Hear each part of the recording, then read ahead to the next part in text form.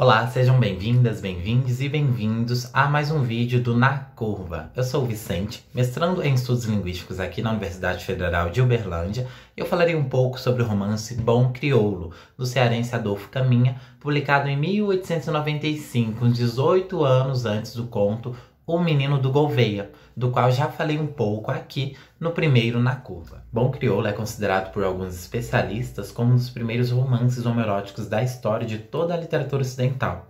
E como bem resume Meble Lopes de Castro no artigo Um Breve Histórico da Literatura Homoerótica no Brasil, o romance ele representa o amor entre Amaro, que é um homem negro de aproximadamente 30 anos, escravizado, mas que havia fugido e se torna um marinheiro extremamente forte, habilidoso e valente, certo?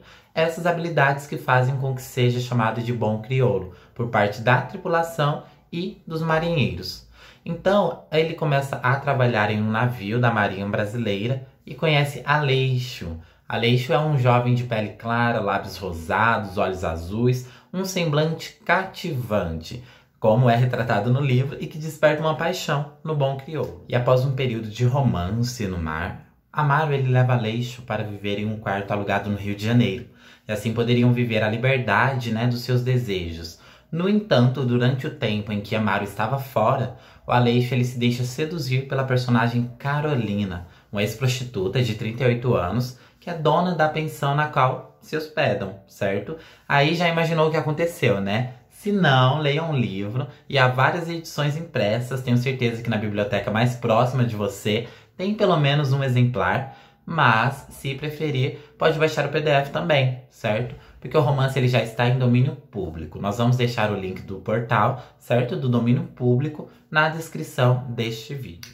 Bom, aqueles mais antenados com as correntes literárias já devem saber que Bom Crioulo é um romance naturalista, porque prezava pela representação objetiva da realidade, utilizando uma abordagem biológica, científica e patológica das personagens.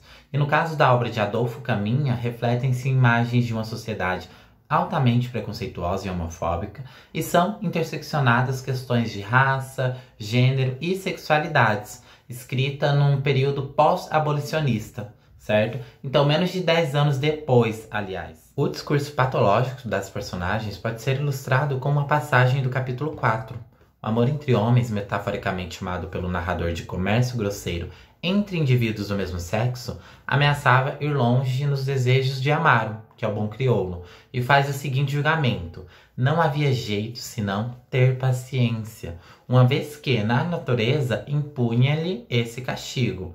Nada mais naturalista, que acreditar que todo acontecimento está submetido a uma lei superior, o determinismo, que no caso é a natureza. Para entender o porquê das aspas, veja essa passagem também do capítulo 4, em que aborda o determinismo.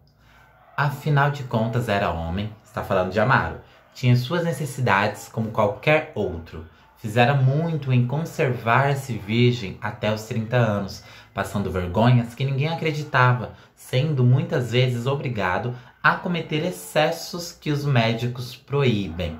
E aí está se referindo à masturbação. E segue, de qualquer modo, estava justificado perante sua consciência, tanto mais quanto havia exemplos ali mesmo a bordo, para não falar em certo oficial de quem se diziam coisas medonhas no tocante à vida particular. Então, com tanto homem no mesmo lugar, parece ser algo a ser esperado, Agora vejam isso que o narrador diz.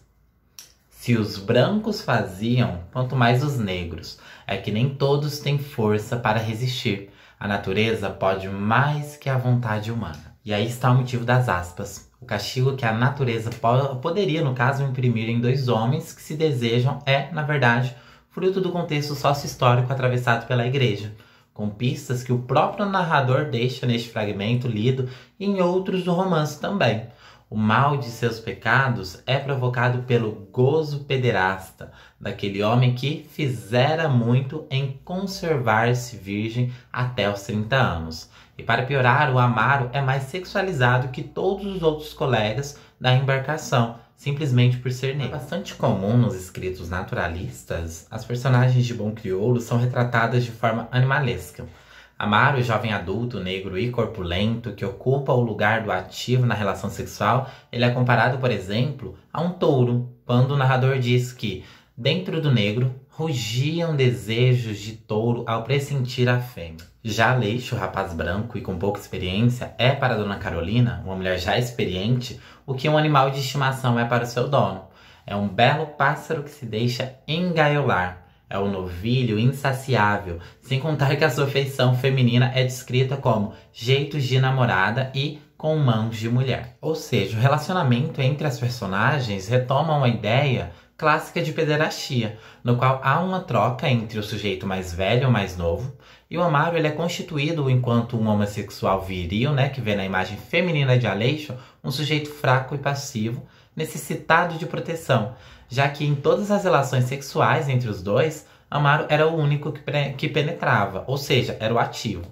E por outro lado, mesmo descrito como sujeito feminino passivo, o Aleixo ele não tinha convicção da sua sexualidade, porque debaixo dos carinhos da personagem Carolina, ele muda o direcionamento de seu prazer, certo? Se tornando aquele que penetra, no caso. Então, é como o pesquisador Antônio de Pádua Dias da Silva comenta: a beleza de O Bom Crioulo está na sua temática, na paixão das personagens, na tese defendida pelo romance naturalista, na visão de mundo, de sociedade, de sujeito, de raça, de gênero, de outros elementos sustentadores de uma sociedade. E aí, gostou da sugestão? Já leu Bom Crioulo? O que você achou? Que parte você mais gostou e por quê? Deixa aqui nos comentários. E não se esqueça de curtir este vídeo, seguir o Café Queer, se já não está seguindo, e ative o sininho para receber as notificações dos vídeos do canal e compartilhe nas suas redes sociais os vídeos do Café Queer que você gosta. É isso, gente. Muito obrigado e até o próximo Na Curva.